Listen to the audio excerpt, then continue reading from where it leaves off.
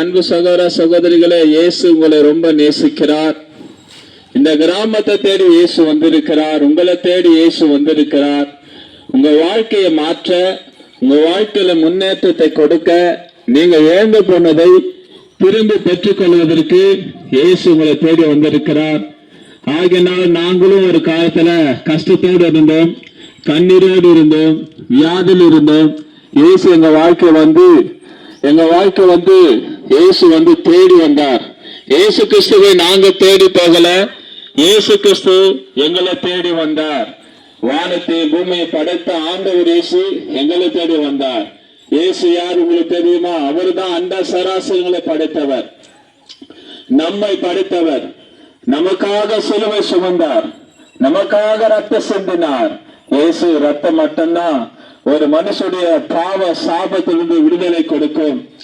இயேசு கிறிஸ்து ரத்தம் மட்டும்தான் ஒரு மனுஷனுக்குள் இருக்கிற சாபம், பயம், வியாதி, நோய்கள்லாம் நீக்கிவிடும்.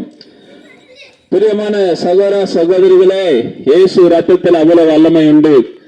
நீங்க டாக்டர்ல மருத்துவமனையில சேமித்து வைத்திருக்கிற அந்த ரத்தம் பார்த்தீங்கன்னா 42 நாட்குள்ளதான் அது வேல்யூ.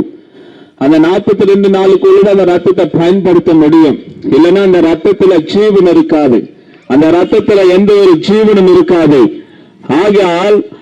ஆனா இன்றைக்கும் ஜீவிக்கிற இயேசு ரத்தத்தில வல்லமை உண்டு. ஏனென்றால் இயேசு இன்றைக்கும் ஜீவிக்கிறார். அவர் மரித்தார், 3ஆம் நாள் உயிரோடு எழுந்தார்.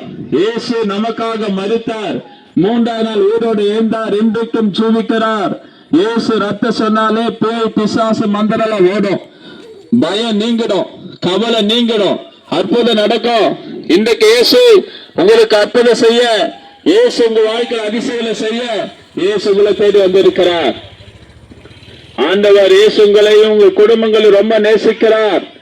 தம்பி, தங்கச்சி, ஏசப்பா அவை நீங்க நம்பும் போது உங்களுக்கு விசேஷ ஞானம், நல்ல படிப்பு எல்லாம் தருவார். ஏசப்பா சொல்றாரு, ஒருவன் ஞானத்தில் குறைவுள்ளவனா இருந்தால் யாவருக்கு சம்பூர்ணமாய் கொடுக்கிறது என்று கேட்க கடவன்.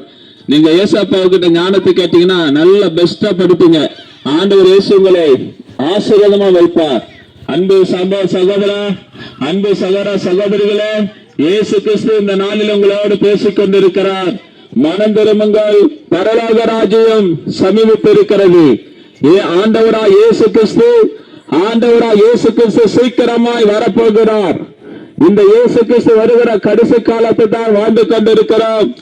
உலகத்தில பாவம், சாபங்கள் பெருகி கொண்டிருக்கிறது.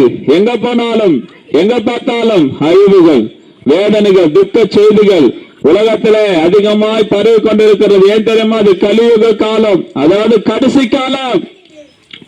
இந்த கடைசி காலத்துல நான் ஒவ்வொரு மனம் திரும்ப வேண்டும், இயேசுவை விசுவாசிக்க வேண்டும். அவர் சொந்த ரட்சகரை ஏற்றுக்கொள்ளும் போது, இயேசுவை ஏற்றுக்கொள்வதற்கு 2 வாழ்க்கை. இந்த பூமியில ஒரு வாழ்க்கை உண்டு, மரணத்தை பிறகு பரலோகத்துல ஒரு வாழ்க்கை உண்டு. அது கொடுக்கதான் இயேசு கிறிஸ்து உங்களுக்காக எனக்காக கல்வாரி சிலுவையில ரத்தம் சிந்தினார். கைகளிலும் கால்களிலும் ஆணடிக்கப்பட்டவராய் பாடுபட்டார். மெய்யாகவே நம் பாடை ஏற்றுக்கொண்டு நம் துக்கங்களை அவர் சிலுவையில் சுமந்து தீர்த்தார். ஆகினாலே இந்த இயேசு கிறிஸ்து உங்க உள்ளத்தில் வந்தால் உங்களுக்குள்ள இருக்கிற பயம் நீங்கிடும், கவலை நீங்கிடும், உங்களுக்குள்ள பலன் வந்துடும், ஆசீர்வாதம் வந்துடும், நம்பிக்கை வந்துடும். ஏனென்றால் இயேசு இன்றைக்கும் ஜீவிக்கிறார். நீங்க அடிக்கடி இயேசு ரத்த ஜெயம், இயேசு ரத்த ஜெயம் சொல்லி பாருங்க. உங்க மனசுல ஒரு நம்பிக்கை வரும், ஒரு தைரியம் வரும், ஒரு பலன் வரும், ஒரு சுகம் வரும், ஒரு ஆரோக்கியம் வரும். இயேசு ரத்தத்தில் அவ்வளவு வல்லம் உண்டு. ஏனென்றால் இயேசு கிறிஸ்து ரத்தம் சகல பாவங்களை நீக்கி சுத்திகரிக்கும். இந்த ஆண்டவர் இயேசு கிறிஸ்து உங்க வாழ்க்கையில வர விரும்புகிறார். இதோ வாசல்படி நின்று கதவை தட்டுகிறேன், ஒருவன் சத்தத்தை கேட்டால் அவனோட நான் பிரவேசிப்பேன் சொல்லுகிறார். உங்கள் இருதயத்தை திறந்து கொடுங்கள். இந்த இயேசு உங்களுக்குள்ள வருவார், உங்க வாழ்க்கையை ஆசீர்வதிப்பார், உங்க குடும்பத்தை ஆசீர்வதிப்பார். நீங்க எந்த சூழ்நிலை இருந்தாலும் இயேசு உங்களுக்கு விடுதலை தருவார். குமார விடுதலாக்கினால் மெய்யாகவே விடுதலை ஆவீர்கள். உங்களுக்காக ஜெபிக்கட்டுமா?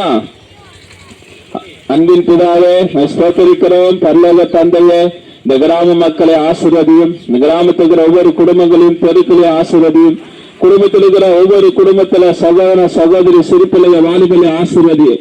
எல்லாரும் ரட்சிக்கப்படணும், எல்லாரும் மனந்திருமனோட வருகைக்கு ஆயத்தமாங்கனப்பா.